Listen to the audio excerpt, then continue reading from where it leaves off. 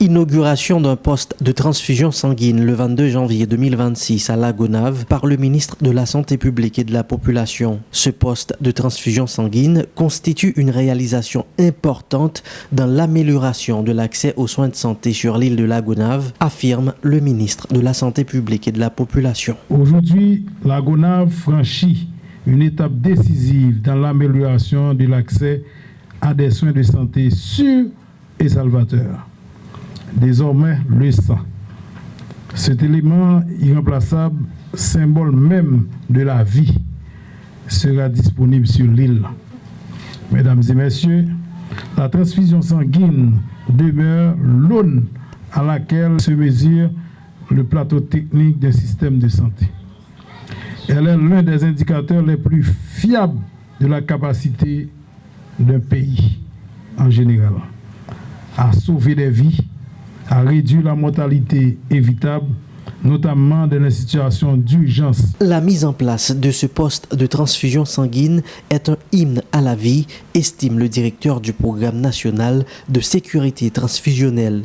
Il en profite pour encourager les Gonaviens à faire le don de sang, sans quoi les pochettes de sang ne seront pas disponibles. C'est qu'un poste de transfusion n'est qu'un bâtiment. Et que c'est particulièrement votre participation en tant que donneur de sang volontaire qui va permettre qu'il y ait des pochettes de sang disponibles au niveau du poste de transfusion sanguine et qui seront mises alors à la disposition des malades qui en ont besoin. Dès maintenant, nous vous convions à participer à la grande campagne de mobilisation pour le don de sang volontaire qui se tiendra sur toutes les îles de La Gonâve. Et nous espérons que vous serez des nôtres pour que plus jamais aucun Gonavien ne meure parce qu'il n'y avait pas de sang.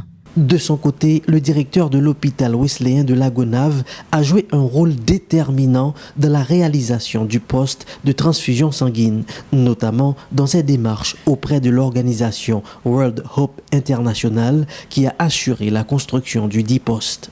L'ouverture de ce poste de transfusion sanguine représente un accès rapide et sûr au sang pour les patients en urgence. Une réduction des décès évitables, comme celui qui nous a inspirés à agir. Un renforcement du système de santé local, en dotant l'hôpital et l'île de La Gonâve d'un service essentiel. Un espoir renouvelé pour les familles de La Gonâve, qui n'auront plus à attendre des jours pour une transfusion vitale. Le ministre de la Santé publique et de la Population remercie tous ceux qui ont contribué à la réalisation du poste de transfusion sanguine de La Gonâve. Il souligne que le MSPP se porte garant du fonctionnement de cette structure. À l'équipe du Centre national de transfusion sanguine, CNTS, pour la formation des ressources humaines et le transfert de compétences.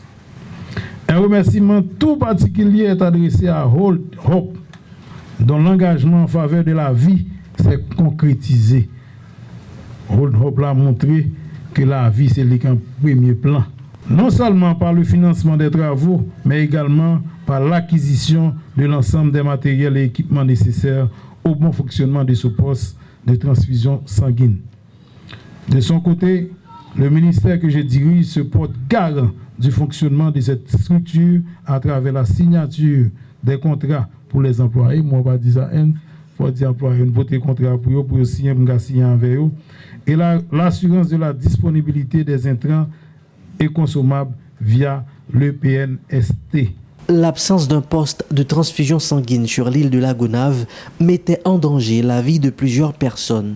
Désormais, ce poste de transfusion permettra de réduire des décès évitables et permettra de renforcer le système de santé sur l'île.